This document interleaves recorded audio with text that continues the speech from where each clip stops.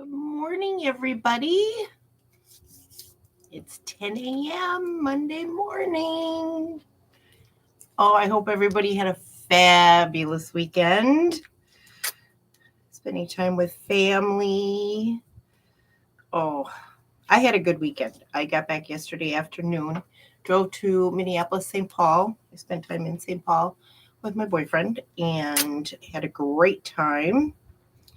And I used to live in Minneapolis. Oh, I moved there. I moved from there 14 years ago, I believe, this July. And I lived there for 23 years. And so it's really nothing new to me, but I don't miss the traffic. There was quite a bit of it. Anyway, so let's get down to business. I do have a correction to make. I put in the community tab the schedule for this week and then mentioned that the 20th was Memorial Day. Where did I get that idea from? Memorial Day is the 27th, so I will be here every day next week too. Right. And so today, as I promised, I was going to show you some quilts that I have made my mother over past Mother's Days. There are two that were given to her as a Mother's Day gift. I have made others for her prior to these. They're not my best work, and I don't know where they are right now. Mom's got them someplace. But I will look for them someday and show you, like my very first quilt that I made, I gave to her, and I'm pretty sure she's got it someplace. It would have been about, let's see, I started quilting when my youngest son was like 3 or 4, and he's 26 now. So there you go. And one of the quilts I was working on, this is a little story. One of the quilts I was working on, I made duplicates. I made one for my mother and one for my sister.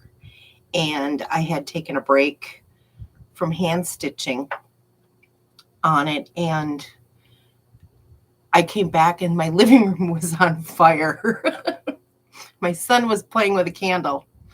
And so I desperately put this fire out. In the meantime, one of the quilts was more damaged than the other, but I was able to save and salvage. So I don't think my sister still has hers, but I think my mother still has hers. I could have swore I saw my dad with it on his lap at some point. Actually, right before he passed, I believe. So that's kind of cool. I think she still has all of those. She doesn't let things go. So I will pull those out someday and find them, and I'll share those as well. But in the meantime, let me show you. I've got a picture of one because it's kind of big and my mother uses it daily. So I didn't want to take it away from her, but I'm going to share my screen and show you a picture of it.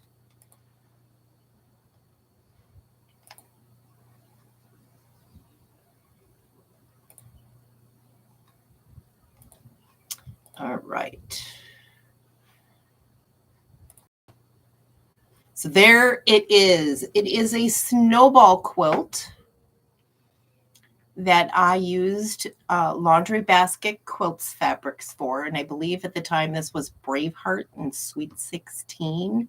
And I believe there was another, because I know the Sweet 16 was used for the flying geese all the way around the outside edge. And those were leftovers from my Sew and Love quilt.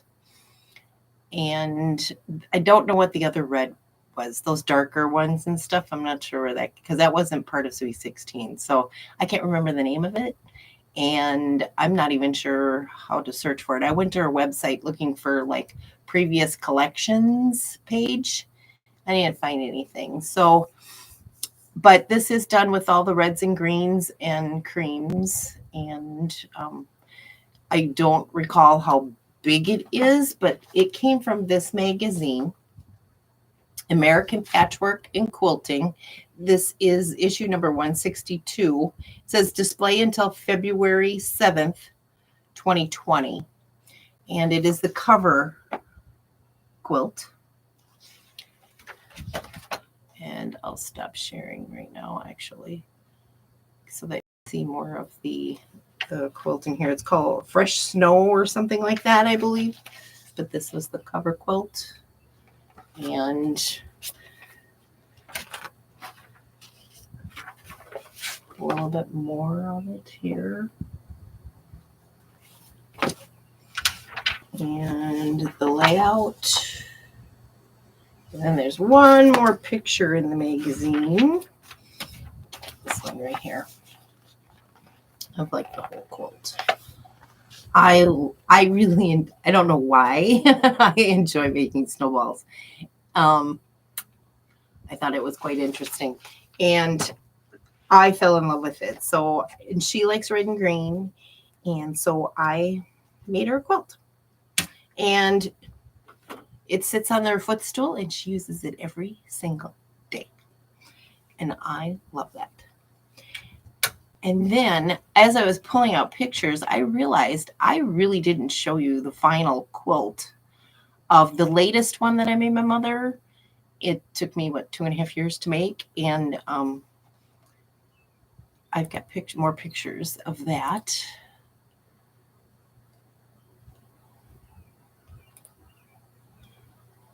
And I'll share that.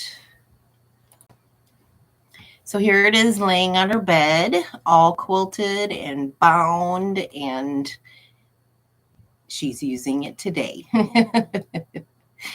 There is some more quilts. So let's see if I can pull these up without disturbing anything. I got a close-up look of it.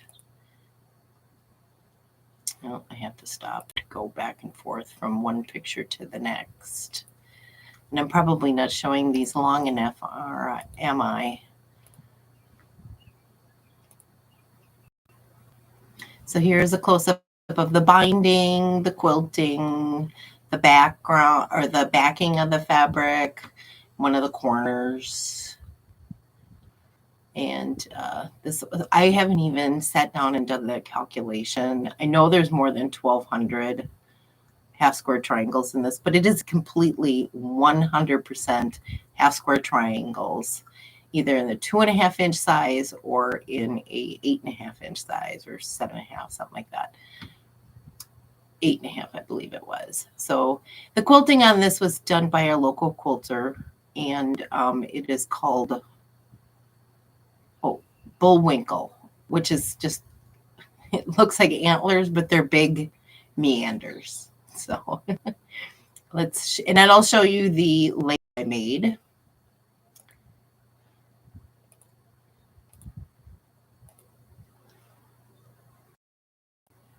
Here is the label. I have not written on it yet. I keep forgetting to take my marker and go over there and actually write on it. So, but that's the label I made. And I made one very similar to this to go on the back of the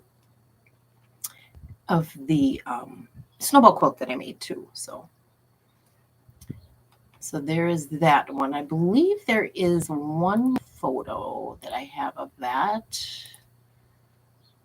Maybe not. No, that was all I had. Oh no, there's one more.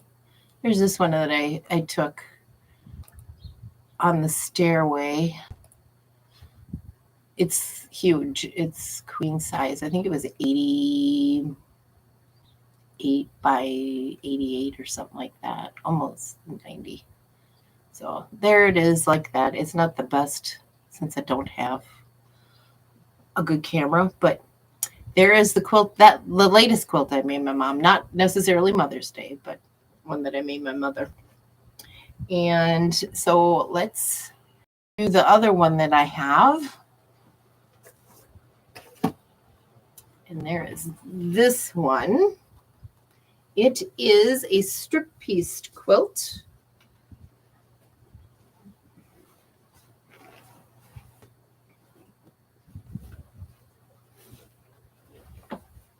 It is a lap size, but it is done in all different colors of pinks and blues and purples, but these are all vintage fabrics. Excuse me. My grandmother, my mother's mother, had a couple of boxes of fabric that came from I don't know. They were all on these cards, you know, they were samples. They were all samples. And they came in large pieces and small pieces, and there were 2 full boxes of these things, and I still have some of these left. But I did a braided border, and then I did the strip piece blocks. And I made the blocks strip piece out of a phone book paper. Just took the pages out of the phone book and just strip piece them down there. But there's yellows. I did there was one fabric that came in different colors, and so I used that as kind of like the border in between everything.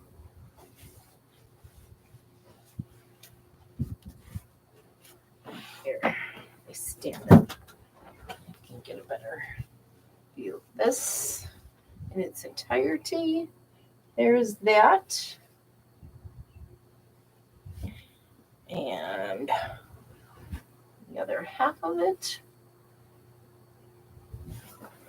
You can see some of these. And some of the fabrics were polyesters, some were cottons, some were wovens. They were of all different kinds, different prints. They were florals, they were geometrics, and just odd stuff. Like, I don't even know what some of the stuff was that was on it, but is very, very fun to make. I really enjoyed this one. And this is the backing. And this I quilted myself. And I don't know if you can see the quilting on it, but it's all curlicues and whatnot. I did it on my little Singer machine. You can see some of it over here. And then the backing is just a gray. And I used the same gray for the binding. And it was a Joann's, like really wide. And I still have lots of this stuff left to a little paisley thing.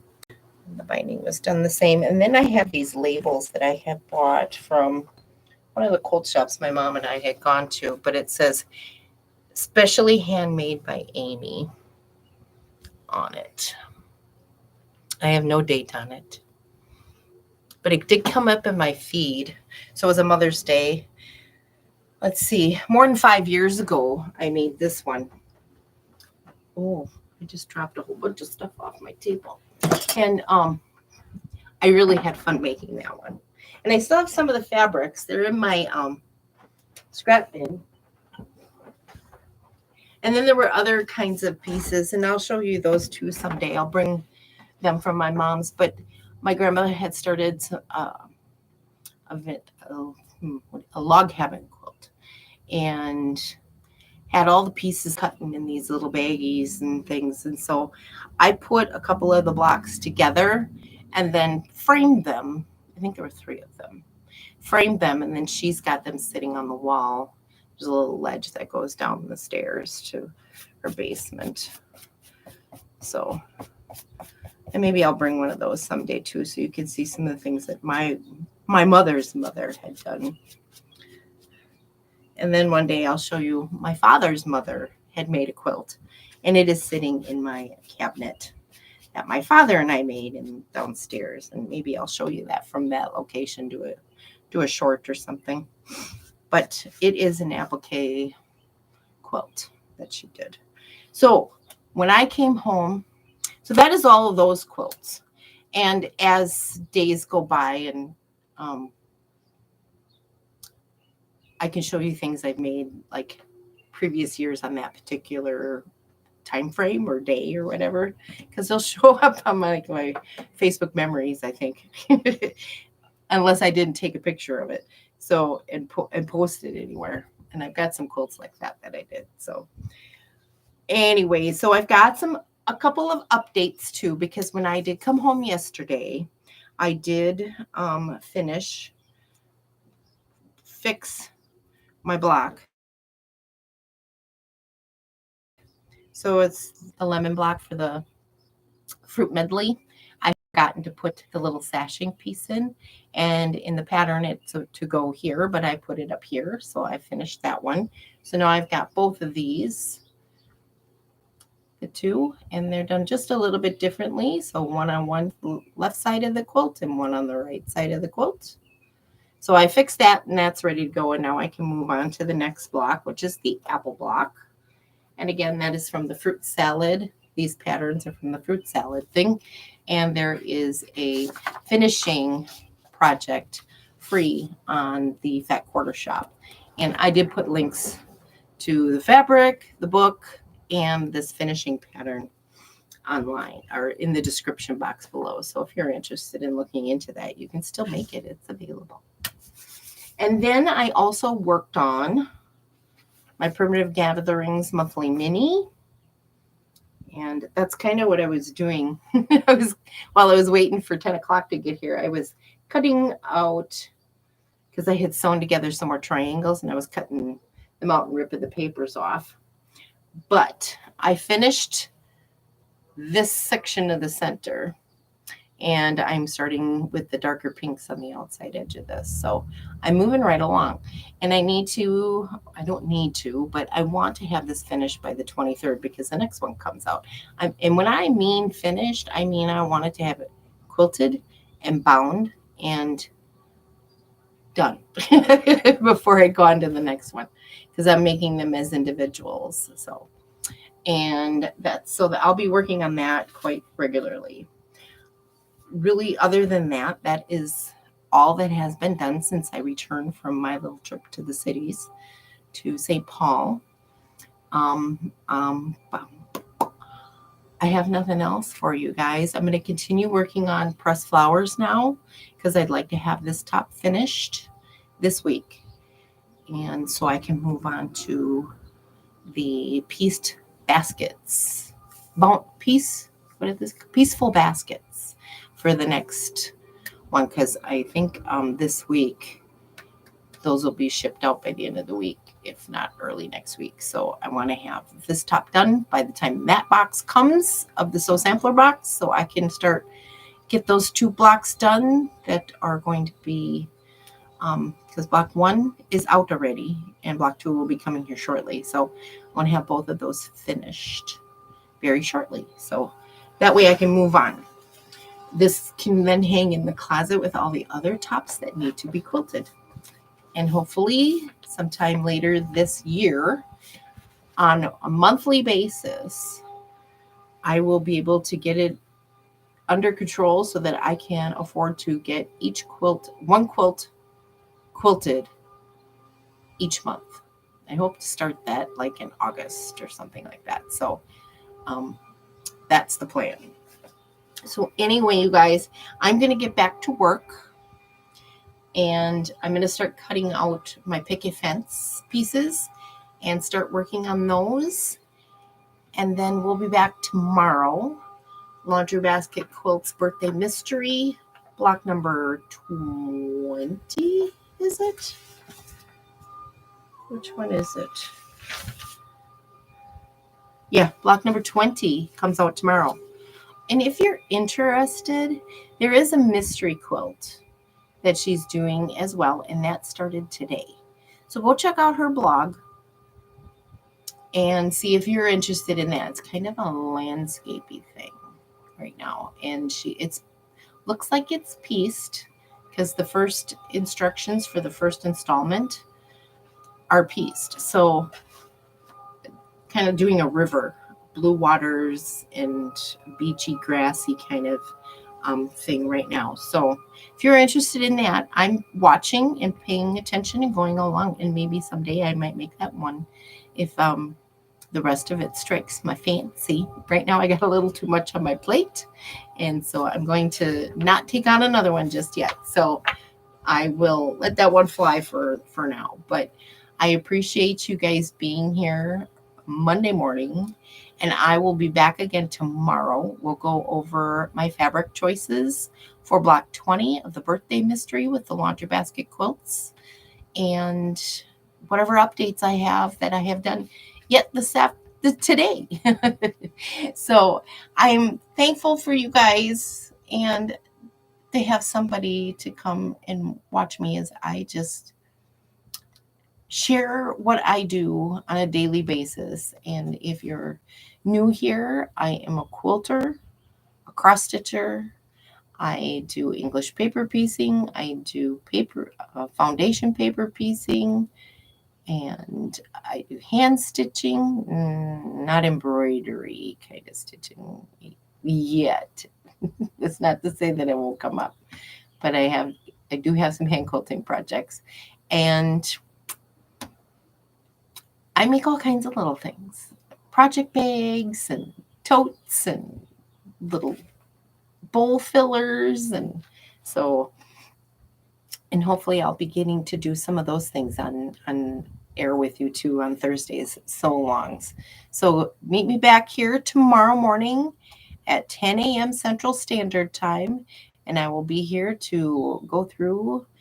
I will show you the block that will come out tomorrow, block 20, and I will do my fabric. I will pick my fabrics right here in front of you. Typically, I have them already chosen, but this time I'm going to pick them out right here online and give you an update on press flowers because I'm going to go to work on this for a little while. All right, you guys, I love you. Get back to quilting and working on your blocks of the month, and you have a fabulous day, okay? Thank you. And the Simple Stitch, you have a good day too, okay? Love you. Bye now.